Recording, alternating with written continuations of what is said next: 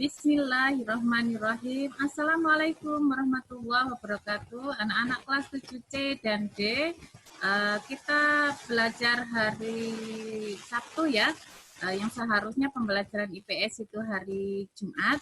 Mudah-mudahan bisa diterima perubahan untuk minggu ini. Baiklah, Ibu menanyakan dulu, apa kabar hari ini? Siap menerima pembelajaran lanjutan materi yang kemarin? Baik, Ibu akan share dulu ya materi pembelajaran kita yang akan kita bahas. Ya, sudah muncul tentang kegiatan konsumsi.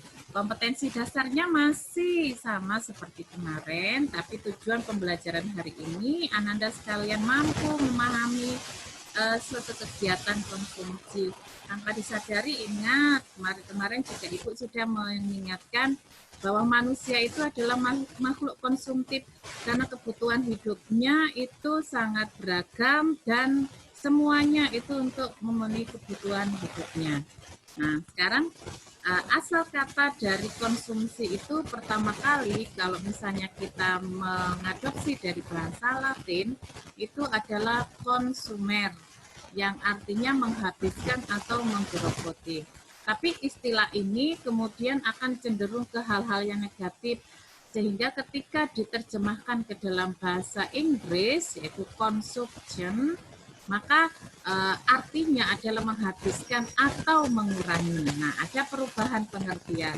Nah, dalam ilmu ekonomi, konsumsi itu adalah mengurangi nilai guna suatu barang atau jasa yang dilakukan sekaligus atau bertahap untuk memenuhi kebutuhan hidupnya. Nah, ingat bahwa manusia itu perlu makan, manusia perlu membaca buku, manusia perlu baju. Makan itu bisa dilakukan bertahap dalam satu kurun waktu selama 1 hari. Membaca pun demikian. Nah, kegiatan-kegiatan yang Ibu sebutkan itu dinamakan kegiatan konsumsi. Nah, ada 4 tujuan kegiatan konsumsi. Yang pertama, mengurangi nilai guna barang atau jasa secara bertahap. Artinya ketika barang yang ada di rumah itu dikonsumsi setiap hari, maka barang atau jasa itu ada nilai gunanya, tapi jumlah dari nilai gunanya itu karena sudah dipergunakan, maka jumlahnya menjadi berkurang. Nah, itu namanya mengurangi nilai guna barang atau jasa. Bukan tidak dimanfaatkan barangnya, tetapi dimanfaatkan cuma jumlah nilainya, jumlah barangnya menjadi berkurang. Kemudian yang kedua, menghabiskan nilai guna secara sekaligus. Ada beberapa barang-barang yang digunakan oleh manusia yang bisa langsung digunakan secara sekaligus. Misalnya ketika seseorang itu mengkonsumsi, mencari barang yang satu kali pakai setelah itu tidak bisa digunakan kembali. Misalnya Ananda beli es krim, sekali makan saja kan? Nah, tidak untuk beberapa kali proses makan karena nilai gunanya itu. Kemudian yang ketiga, memuaskan kebutuhan secara fisik. Ada banyak keinginan yang ada di kepala itu ketika mata melihat sesuatu barang yang menarik, itu merasa akan memiliki. Nah, jadi kebutuhan ketika seseorang itu menginginkan sesuatu itu adalah kebutuhan secara fisik. Kemudian yang keempat, pemuasan kebutuhan rohani. Kalau barang yang diterima itu atau barang yang didapat itu kemudian dia peroleh, maka secara rohani dia merasa puas. Nah, itu berarti memuaskan kebutuhan rohani. Yang kedua sekarang, faktor-faktor yang mempengaruhi konsumsi. Ada beberapa hal ini seseorang bisa mengkonsumsi barang yang diinginkan atau tidak. Yang pertama, sesuai dengan pendapatan. Kalau pendapatan seseorang itu besar, maka keinginan untuk memperoleh barang itu juga semakin banyak. Nah, beda dengan seseorang yang pendapatannya sedikit, maka dia hanya bisa memenuhi kebutuhan pokoknya saja. Yang kedua adalah harga barang atau jasa. Kalau misalnya harga barang itu tinggi, maka orang akan berpikir untuk bisa mendapatkan barang tersebut. Dan antisipasinya seandainya memang kebutuhannya itu banyak, tidak semua kebutuhannya itu bisa terpenuhi, tapi dilakukan mana yang perlu. Misalnya orang yang berpendapatan rendah, dia akan memenuhi kebutuhannya itu dengan cara mengurangi jumlah konsumsi barang kebutuhannya sehingga semuanya bisa terpenuhi, gitu ya. Beda dengan orang yang mempunyai besar pendapatannya yang tinggi. Nah, itu adalah antisipasi kalau misalnya harga-harga barang itu meningkat. Yang ketiga, karena faktor selera. Selera itu keinginan yang muncul dari diri seseorang karena adanya daya tarik barang atau jasa yang dipengaruhi oleh faktor psikis. Bisa dipahami kah ini maksud Ibu? Jadi kalau misalnya suatu produsen itu pengen menarik minat seseorang, maka dia akan membuat produk bahannya itu menjadi bisa dilihat oleh mata, sehingga ada keinginan untuk orang tersebut memiliki barang tersebut. Nah, karena keinginan orang itu memiliki suatu barang, berarti itu adalah faktor psikis. Selera orang itu akan berbeda antara satu orang dengan orang yang lain. Yang keempat, lingkungan tempat tinggal. Penduduk yang di daerah pedesaan karena letak geografisnya memang jauh dari pasokan distribusi barang, maka dia akan mengkonsumsi barang atau jasa itu secara terbatas. Beda dengan penduduk kota yang mudah sekali proses distribusi barang dan macamnya pun beragam, sehingga kebutuhannya akan semakin meningkat. Kemudian yang kelima, sikap hidup. Kecenderungan seseorang yang berada pada lingkungan pasar yang sangat beragam itu akan menimbulkan sikap hidup boros. Ya, tapi ini tergantung pada niatan seseorang. Apakah dia pilihannya hidup boros ataukah hidup hemat. Itu kecenderungan manusia berbeda-beda karena masing-masing orang mempunyai tujuan hidup yang berbeda-beda. Nah, ini adalah faktor-faktor yang mempengaruhi konsumsi. Sekarang jenis barang yang dikonsumsi apa saja? Ada beberapa barang berdasarkan tingkatan kebutuhannya yang bisa dikonsumsi. Kalau misalnya tingkatan siswa dan keluarga itu beda dengan barang yang dikonsumsi pada tingkatan perusahaan. Jadi per individu atau kelompok kecil itu akan memerlukan barang sesuai dengan kebutuhan yang dia butuhkan pada saat itu atau pada saat yang akan datang. Contohnya saja, Ananda siswa SMP kelas 7, barang apa saja yang diperlukan? Misalnya barang untuk proses belajar, kemudian untuk mendukung kesehatan, untuk keperluan perlengkapan seragam dan sebagainya, uang saku dan sebagainya. Nah, itu kebutuhan dasar tingkat seseorang yang pada tingkat umur tertentu. Tapi kalau keluarga, tingkatan keluarga sudah beda lagi. Orang tua itu akan berusaha untuk memenuhi kebutuhan anaknya. Jadi jenis barang yang dibutuhkan oleh anggota keluarga itu akan terpenuhi dulu. Kemudian kebutuhan pokok untuk pemenuhan hidupnya juga akan terpenuhi dulu. Nah, itu adalah skala prioritasnya untuk tingkatan individu dan kelompok kecil. Sekarang bagaimana untuk tingkatan perusahaan kelompok besar? Itu bergantung pada jenis dan besarnya perusahaan. Ada beberapa jenis perusahaan, pengelompokannya ada perusahaan swasta, ada perusahaan negara, perusahaan daerah, perusahaan asing, bahkan perusahaan multinasional. Nah, jadi kebutuhannya berdasarkan jenis dan besarnya perusahaan yang akan meningkatkan produk yang akan dikeluarkan di pasar. Sekarang yang keempat, pola konsumsi adalah tahapan kebutuhan seseorang akan barang dan jasa dalam satu periode tertentu yang diperoleh dari sejumlah pendapatan yang diterima.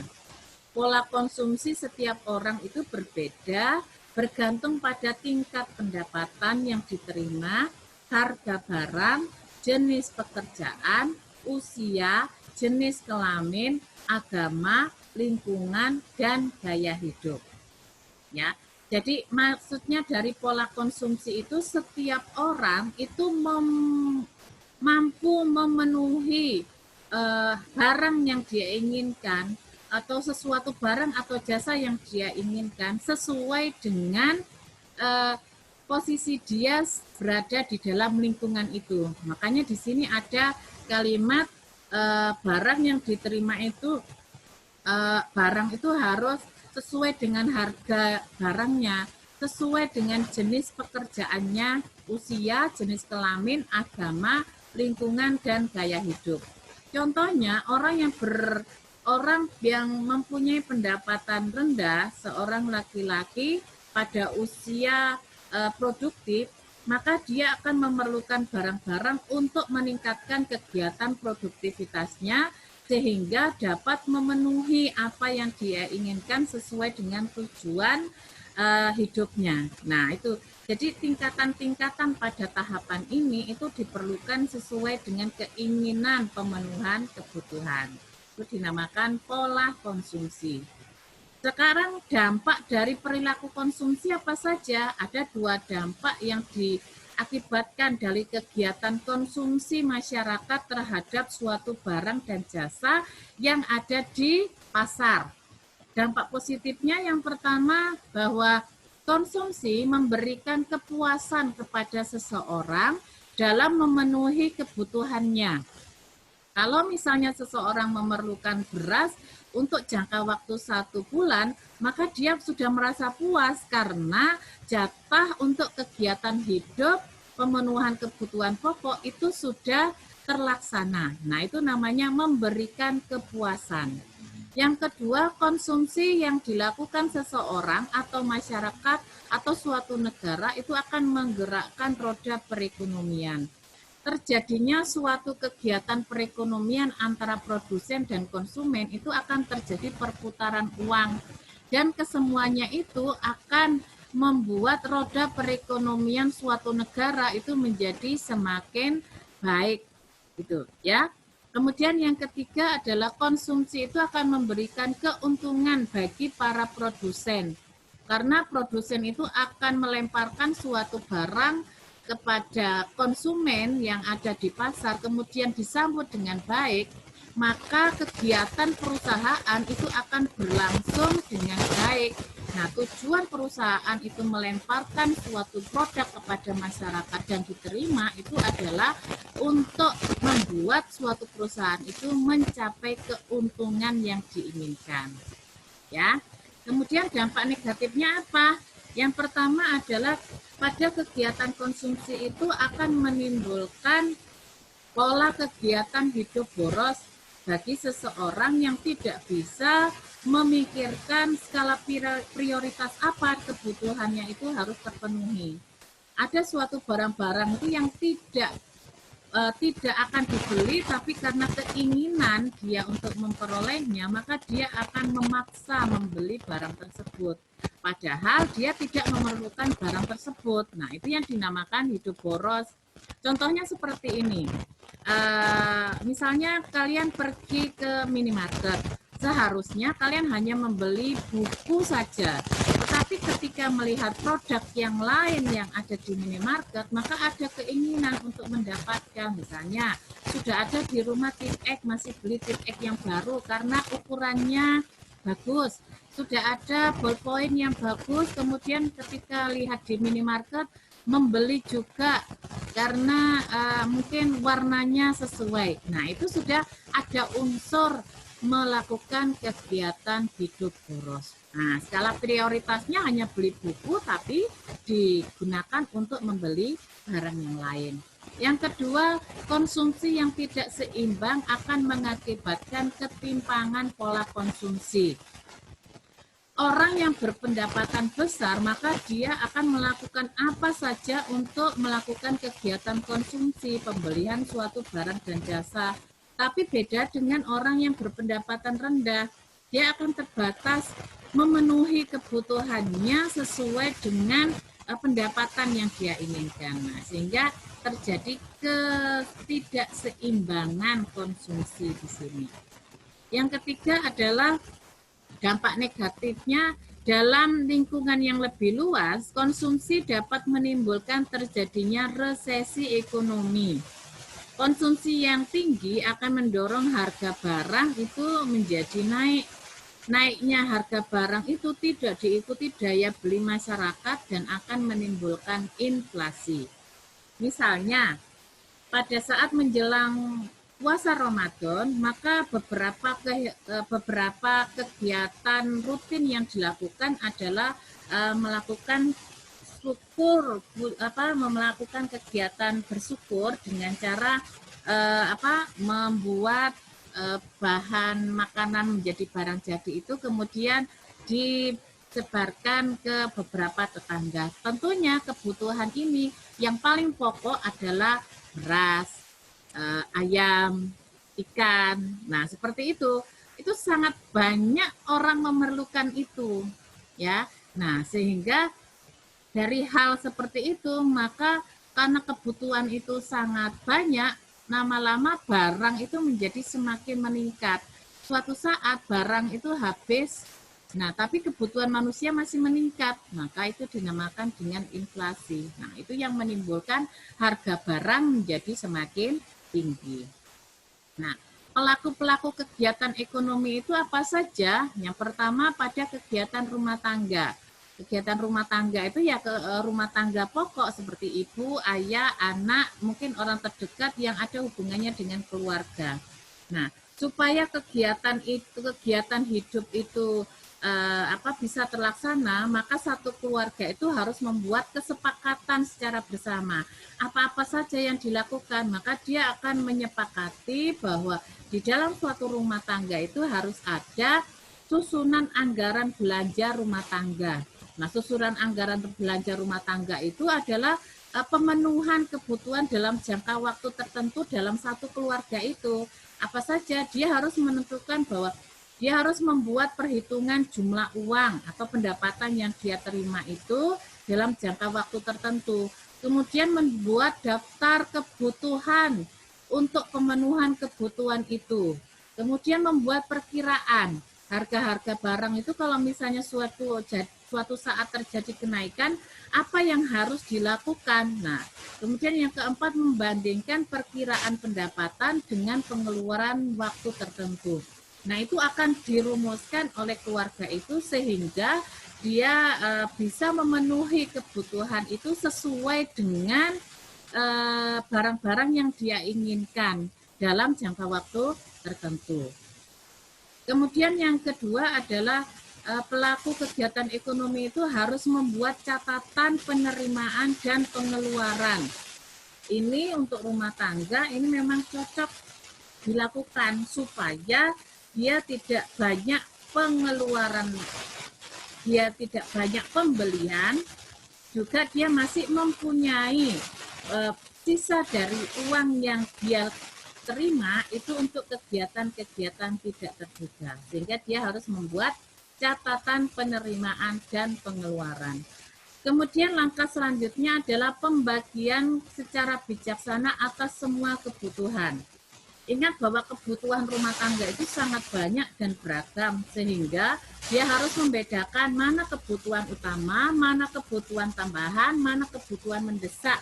Nah, itu sebenarnya harus dipilah-pilah sehingga dia harus membuat urutan-urutan. Semua kegiatan itu dilakukan secara bijaksana. Semuanya bisa terpenuhi sehingga tidak ada nantinya kegiatan pemborosan, ya. Kemudian yang keempat yang harus dilakukan adalah berusaha menabung.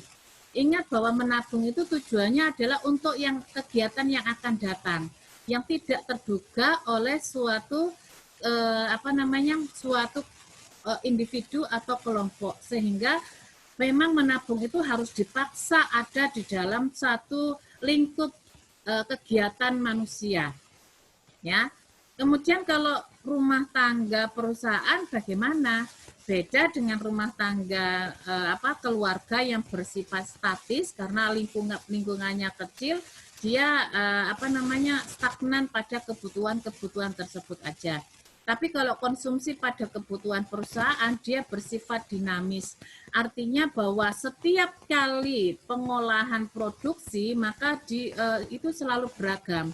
Apakah pasar menerima pasokan produk yang dia keluarkan, apakah nanti pada saat pasar itu menerima proses kembalinya barang modal itu cepat, nah itu semuanya dinamakan bersifat dinamis. Jadi tidak teratur tapi terus berputar sedemikian rupa. Apa-apa saja yang ada di dalam perusahaan rumah tangga itu, bahwa perusahaan itu memerlukan bahan baku, ada mesin, ada tenaga kerja untuk melakukan kegiatan produksi. Kemudian modalnya harus diputar sedemikian rupa sehingga perusahaan itu dapat memenuhi target antara perusahaan itu mengeluarkan produk yang akan diberikan ke pasar, kemudian konsumsi dari masyarakat itu sesuai dengan harapan pada perusahaan tersebut. Nah, sehingga tujuan dari kegiatan produksi itu adalah memperoleh keuntungan. Nah, itu sudah ya. Kemudian yang ketiga adalah rumah tangga pemerintah. Ini sebagai organisasi yang menjembatani antara masyarakat dengan perusahaan. Karena masyarakat itu akan membantu memperlancar kegiatan perekonomian itu supaya berjalan dengan baik. Misalnya saja pemerintah menjalankan akses jalan raya, angkutan umum, rumah sakit, dan pasar. Nah, itu semuanya modalnya berasal dari masyarakat juga yang diputar sedemikian rupa dan ditujukan untuk kebutuhan masyarakat. Nah, untuk semua kegiatan tersebut pemerintah mengeluarkan dana besar. Nah, macamnya dana itu kemudian dikelola sedemikian rupa sehingga peningkatan barang jasa yang diinginkan oleh masyarakat dan pemerintah itu bisa berjalan sesuai dengan tujuan yang diharapkan. Nah, ini aspek etis kegiatan konsumsi. Artinya apa saja faktor-faktor yang mempengaruhi, apa saja yang dibutuhkan supaya orang tersebut bijak dalam kegiatan konsumsi. Yang pertama adalah memiliki barang dan jasa yang akan dikonsumsi secara bijak. Ini harus semuanya mengetahui kalau misalnya barang tersebut tidak terlalu berguna, maka jangan berusaha untuk memperoleh barang tersebut. Kata-kata bijak ini harus dipikirkan lebih dalam lagi, apakah barang dan jasa yang dimiliki itu memang berguna untuk banyak orang, untuk individu, sehingga tidak melakukan kegiatan pemborosan. Yang kedua, menggunakan barang dan jasa sesuai dengan kebutuhan. Bisa dipahami nih ya. Yang ketiga, tidak berfoya-foya menggunakan barang dan jasa. Orang harus mempunyai skala prioritas kapan dia harus melakukan kegiatan utama, kegiatan tambahan, atau kegiatan rekreasi. Nah, itu harus disesuaikan. Kalau dia mementingkan kegiatan rekreasi dan sebagainya, kemudian tidak memandang bahwa nanti kebutuhan pokoknya itu tidak terpenuhi, maka harus dipikirkan dulu sehingga orang akan berpikir 2-3 kali lipat untuk melakukan kegiatan berfoya-foya. Yang keempat, membuang sisa barang yang dikonsumsi dikonsumsi dengan baik dan benar. Kita mempunyai kewajiban yang etis di masyarakat untuk memelihara kelestarian alam. Nah, moga-moga materi yang Ibu sajikan hari ini bisa dipahami. Sekian pertemuan hari ini. Assalamualaikum warahmatullahi wabarakatuh.